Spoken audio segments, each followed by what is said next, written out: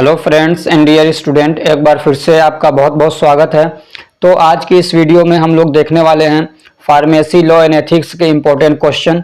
तो चलिए शुरू करते हैं। सबसे पहला क्वेश्चन है, write a note on history of pharmacy profession and various act related to pharmacy profession. ये कह रहा है कि जो फार्मेसी प्रोफेशन है उसकी क्या हिस्ट्री है, कैसे कैसे वो प्रोफेशन शुरू हुआ, उसके बारे में आपको एक नोट लिखना है। और उसी के साथ में आपको जो बहुत सारे एक्ट जो फार्मेसी प्रोफेशन से रिलेटेड है उसको लिखना है। जैसे कि मान लीजिए फार्मेसी एक्ट ही है 1948, ऐसे क्या है तो ड्रग एंड कॉस्मेटिक एक्ट है। तो ऐसे और भी बहुत सारे एक्ट हैं जो फार्मेसी प्रोफेशन से रिलेटेड है, तो उनको एनलिस्ट करना है। दूसरा क्वेश्चन है, right the objectives of pharmacy act 1948 and drug and cosmetic act 1940।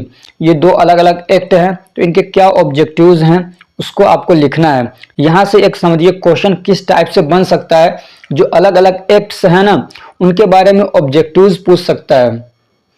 समझ रहे हैं ना कि इनके क्या ऑब्जेक्टिव्स हैं। ऐसे ही ये जो एक्ट हैं उनके जरिए से अगर कोई अथॉरिटी बनती है या कोई कमेटी बनती है तो ये पूछ लेता है कि इस कमेटी का क्या फंक्शन है। जैसे पीसीआई है तो ये पूछेगा पीसीआई का फंक्शन क्या होता है। समझ रहे हैं ना। जैसे कि मान लीजिए कंसल्टेटिव कमेटी है तो अब कंसल्टेटिव कमेटी का पूछेगा फंक्शन क्या होता है। अगला क्वेश्चन है, डिफाइन फॉलोइंग टर्म्स। ये जो टर्म्स हैं इनको डिफाइन करना है कि ड्रग क्या होता है। एक तो आप नॉर्मली जानते हैं, लेकिन क्या कहते हैं आपके सिलेबस के अंदर यानी जो क्या कहते हैं एक्ट्स हैं उसके अंदर कुछ डेफिनेशन बहुत सारे दे रखे हैं, तो वहां पे ड्रग को कैसे डिफाइन किया गया है, ठीक है ना, और किन किन चीजों को उसके अंदर इंक्लूड किया है उसको आपको बताना है। एक्ट क्या होता है उसको डिफाइन करना है। ऐसे कभी पूछे था एथिक्स क्या होता है उसको डिफाइन करिए।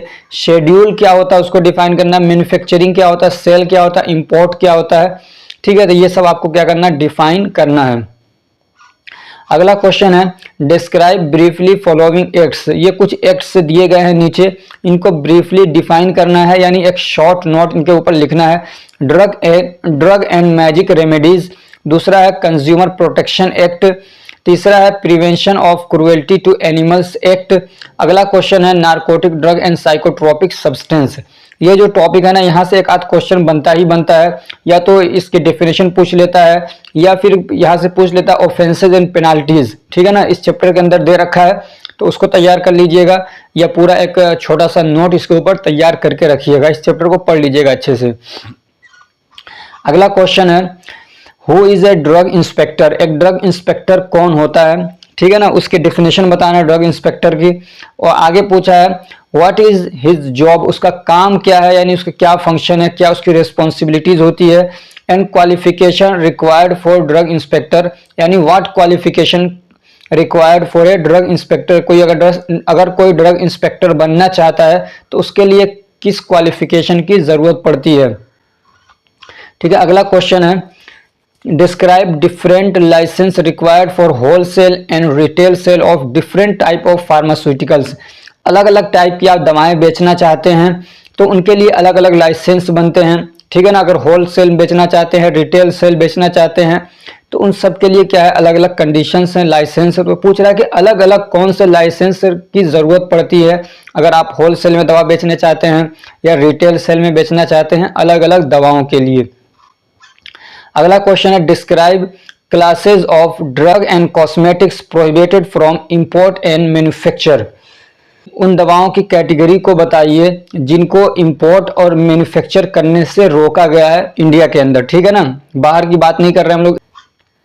अगला क्वेश्चन है, describe state and joint state pharmacy council and their function. State pharmacy council क्या होता है, ज्वाइंट स्टेट फार्मेसी काउंसिल क्या होता है, ठीक है, इसको डिफाइन करना है और फिर उनके क्या फंक्शन है उसको बताना है।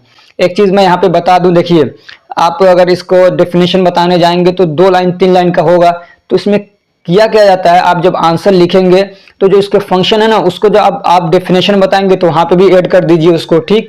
उसके बाद फिर आप एक हेडिंग डालिए फंक्शन, और वो जो फंक्शन है उनको अब यहाँ पे नंबर डाल डाल के अलग अलग लिखिए। तो इस तरीके से ना अच्छा भी लगता है देखने में और आपका आंसर बड़ा भी हो जाता है, और जो एग्जामिनर है वो अच्छा मार्क्स भी देता है। अगला क्वेश्चन है, describe the function of PCI, PCI का क्या फंक्शन है उसको डिस्क्राइब करना है। And consultative committee of डीटीएबी, drug technical advisory board का जो कंसल्टेटिव कमेटी है उसका क्या काम है। अगला question, what is penalty for following offences, ये कह रहे हैं ये नीचे जो ऑफेंसेज दिए गए हैं उनके क्या पेनाल्टीज हैं। तो 3-4 एक्ट्स ऐसे हैं जिसमें क्या पेनाल्टीज और ऑफेंसेज बताए गए हैं, तो आप उसको देख लीजिएगा, ठीक है। जैसे कि फॉर एग्जांपल एक यहाँ पे क्या है, for claiming falsely to be a registered pharmacist, अगर कोई झूठे तौर पे ये दावा करता है कि वो एक रजिस्टर्ड फार्मासिस्ट है तो उसके लिए क्या पेनाल्टीज हैं। ऐसे जो नार्कोटिक ड्रग और साइकोट्रोपिक सब्सटेंसेज हैं उनके रिगार्डिंग क्या ऑफेंसेज और पेनाल्टीज हैं, वो बहुत सारी हैं, तो उसको 1-2 बार जरूर पढ़ लीजिएगा, ठीक है। अगला क्वेश्चन है डिफाइन फॉलोइंग टर्म्स, ये कुछ टर्म्स हैं इनको डिफाइन करना है। ओपियम क्या होता है, कैनाबिस क्या होता है, शेड्यूल H एंड G क्या होता है, इसी के साथ में आप मिला लीजिएगा शेड्यूल X क्या होता है। आगे क्वेश्चन है लोन लाइसेंस क्या होता है, मिस ब्रांडेड ड्रग किसको कहते हैं और डिस्प्लेस्ड पर्सन किसको बोलते हैं। अगला क्वेश्चन है give the bona fide reason for termination of pregnancy under MTP act 1971। ये कह रहे हैं कि प्रेगनेंसी को टर्मिनेट करना है यानी उसको खत्म करना है, एबॉर्शन कराना है, तो उसके लिए बोनाफाइड रीजंस क्या हैं, या ये कह सकते हैं कि उसके लिए क्या लीगल रीजन हो सकते हैं या वैलिड रीजन हो सकते हैं जिनको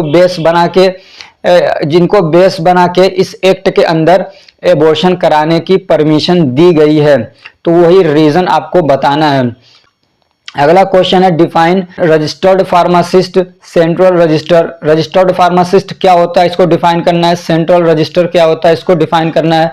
अगला क्वेश्चन है give the function of central drug laboratory and location, ये कह रहे हैं कि जो सेंट्रल ड्रग लेबोरेटरी है उसका क्या फंक्शन है और वो कहाँ पे लोकेटेड है, कहाँ पे वो है, उसके बारे में आपको बताना है।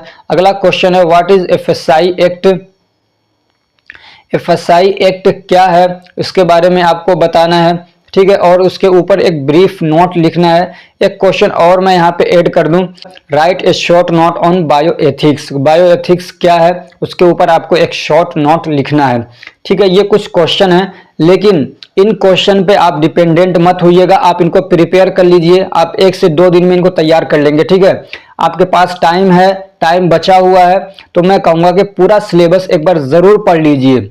समझ में आ रही बात, आपको पूरा याद नहीं होगा कोई बात नहीं, लेकिन एक बार पूरे को रिवीजन कर लेते हैं तो आपके अंदर एक कॉन्फिडेंट आ जाता है। समझ में आ रही बात, जो एक डर होता है वो जब डर निकल जाता है ना तो फिर चीजें आसान हो जाती हैं, आप पेपर को बड़ी आसानी से सॉल्व कर सकते हैं। तो ये जो क्वेश्चन है ये सब मैं टेलीग्राम पे डाल चुका हूं, आप वहां से जाके इनको ले सकते हैं। और आप टेलीग्राम का ग्रुप अगर ज्वाइन करना चाहते हैं उसका कोई फीस नहीं है, ठीक है, तो आप जाके टेलीग्राम पे सर्च कर सकते हैं SR फार्मेसी, आपको ज्वाइन का ऑप्शन मिल जाएगा वहां पे, या उसके लिंक डिस्क्रिप्शन में दे दूंगा, आप उसके थ्रू भी ज्वाइन कर सकते हैं, वहां पे PDF आपको मिल जाएगा, पहले से ही मैंने डाल रखा है इसको।